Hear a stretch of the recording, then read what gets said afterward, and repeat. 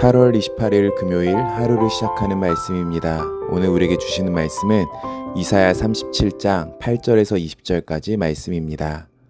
아수르 왕이 라기스를 떠났다함을 듣고 랍사게가 돌아가다가 그 왕을 만나니 림나를 치고 있더라. 그때 아수르 왕이 구스 왕 디르하가의 일에 관하여 들은즉 사람들이 이르기를 그가 나와서 왕과 싸우려 한다 하는지라. 이 말을 듣고 사자들을 히스기야에게 보내며 이르되 너희는 유다의 히스기야 왕에게 이같이 말하여 이르기를 너는 내가 신뢰하는 하나님이 예루살렘이 아수르 왕의 손에 넘어가지 아니하리라 하는 말에 속지 말라. 아수르 왕들이 모든 나라에 어떤 일을 행하였으며 그것을 어떻게 멸절시켰는지 내가 들었으리니 내가 구원을 받겠느냐. 나의 조상들이 멸하신 열방 고산과 하란과 레셉과 및 들라살에 있는 에덴 자손을 그 나라들의 신들이 건졌더냐. 하맛 왕과 아르밧 왕과 스발와임 성의 왕과 헤나 왕과 이와 왕이 어디에 있느냐 하라 하였더라.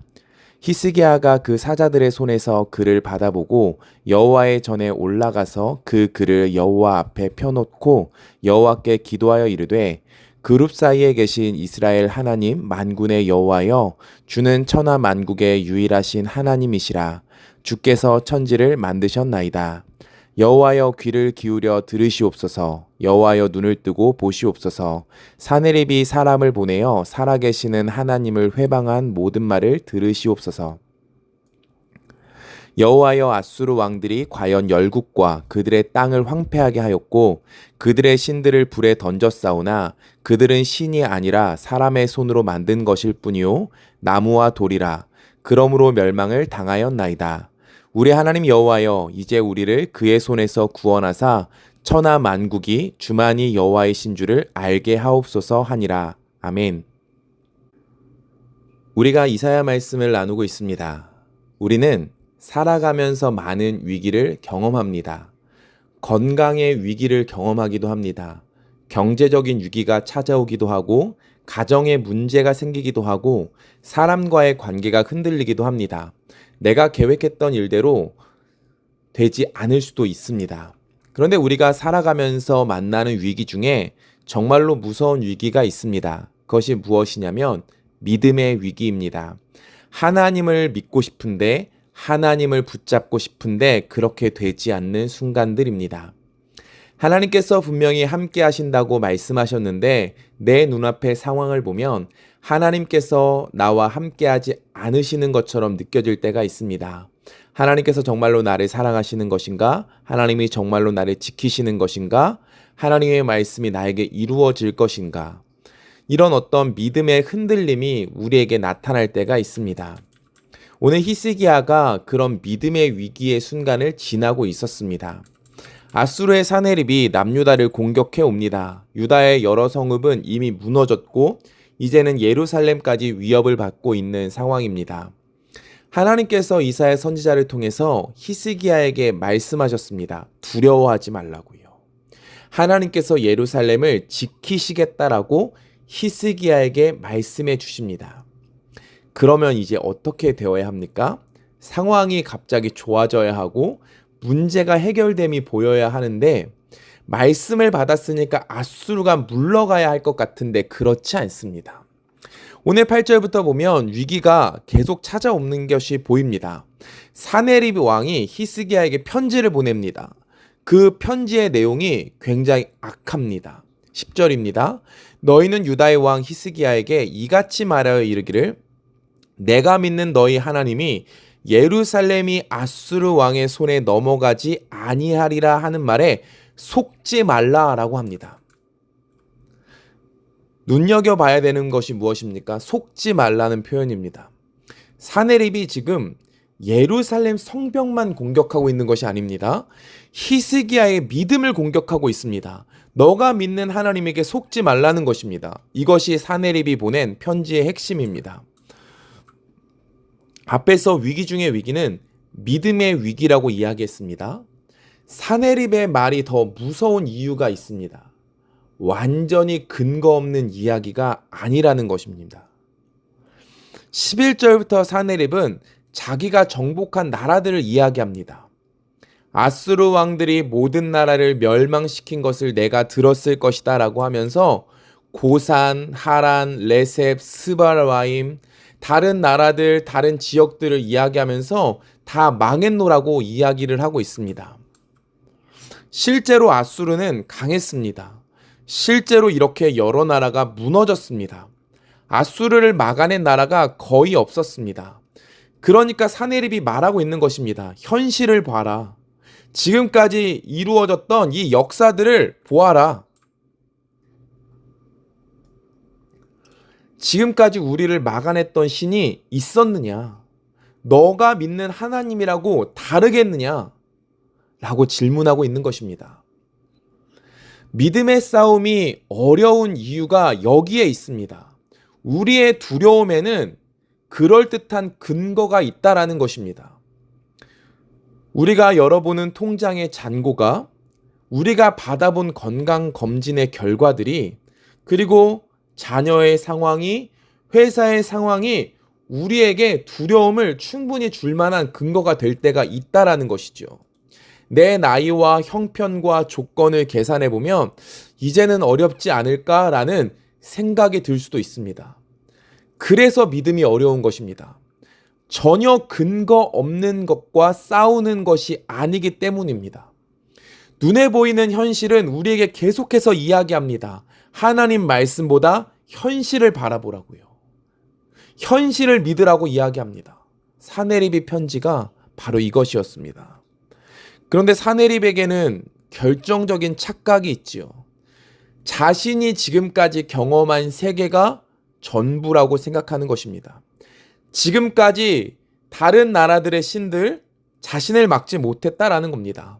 그러므로 그가 내리는 결론, 여호와 하나님도 자신을 막지 못할 것이다 라고 생각했습니다. 하나님을 자신이 정복했던 나라들의 우상과 같은 수준에 놓고 있는 것입니다. 그러나 우리 하나님은 사네립의 경험 안에 갇히시는 분이 아닙니다. 우리도 마찬가지입니다. 우리가 지금까지 살아오면서 경험했던 모든 것들이 하나님께서 하실 수 있는 일의 한계가 아닙니다. 내가 생각할 수 있는 방법이 하나님의 방법의 전부가 아닙니다. 하나님에게 답이 없으십니까? 하나님에게 한계가 있으십니까?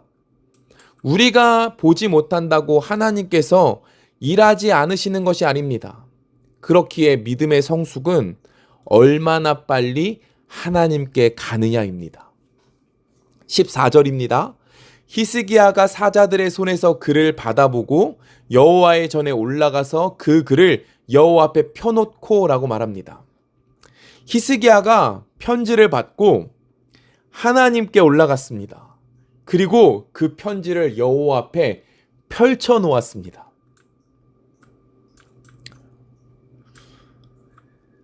믿음의 성숙은 문제가 없는 데서 드러나는 것이 아니라 문제가 생겼을 때 얼마나 빨리 하나님께 가느냐라고 이야기했습니다.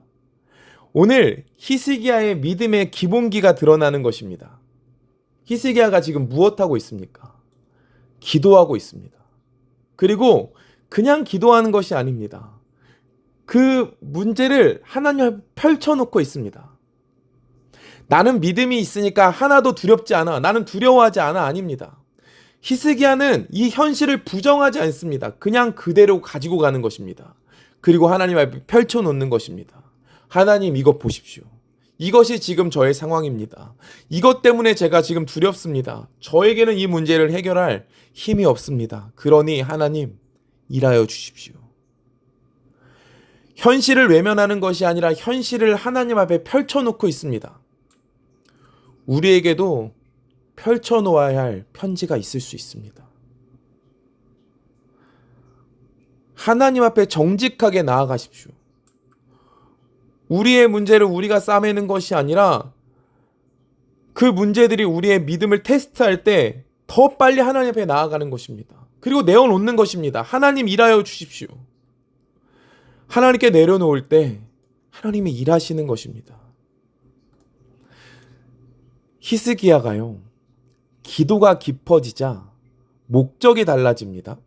20절입니다. 우리 하나님 여호와여, 이제 우리를 그의 손에서 구원하사 천하 만국이 주만이 여호와이신 줄을 알게 하옵소서라고 말합니다.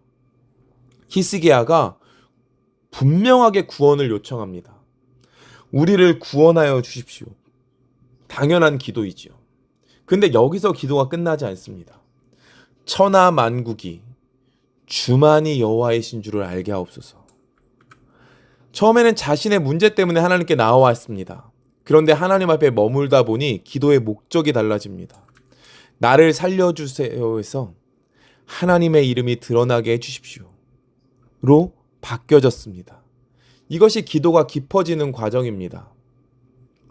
우리의 기도도 처음에는 대부분 나에게서 시작합니다. 이 문제 해결해 주세요. 우리 자녀 잘 되게 해주세요.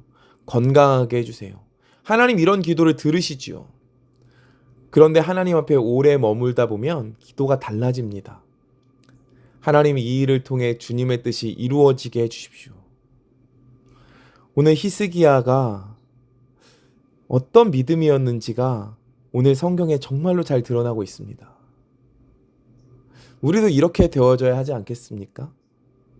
우리에게도 사내립의 편지가 날아옵니다. 참 우리를 힘들게 하는 믿음의 테스트들이 우리에게 찾아옵니다. 그때 우리가 어떻게 해야 하겠습니까? 정직하게 하나님 앞에 나아가는 것입니다. 그리고 그 하나님 앞에 머무르는 것입니다. 그 머무르는 시간이 길어지면요, 우리는 어느새 믿음의 성숙을 보고 있을 것입니다. 그리고 의연한 태도, 흔들리지 않는 믿음으로 서 있는 우리가 이제는 보일 것입니다. 저는 이렇게 됐으면 좋겠습니다. 하나님 앞에 정직하게 반응하고 하나님 앞에 더 날마다 나아감으로 성숙된 그리스도인, 훈련되어지고 바르게 서는 그리스도인, 그것이 우리가 되었으면 좋겠습니다. 우리 안에 이런 기도가 있었으면 좋겠습니다. 하나님, 제 뜻대로만 해달라고 고집하지 않겠습니다. 이를 통하여 하나님께서 하나님 되심을 나타내 주십시오. 위기 중의 위기는 믿음의 위기입니다. 그러나 그 위기는 동시에 우리의 믿음이 어디에 서 있는지를 확인하는 시간이기도 합니다. 사내립의 편지를 받은 히스기야처럼 문제를 하나님 앞에 펼쳐 놓으십시오.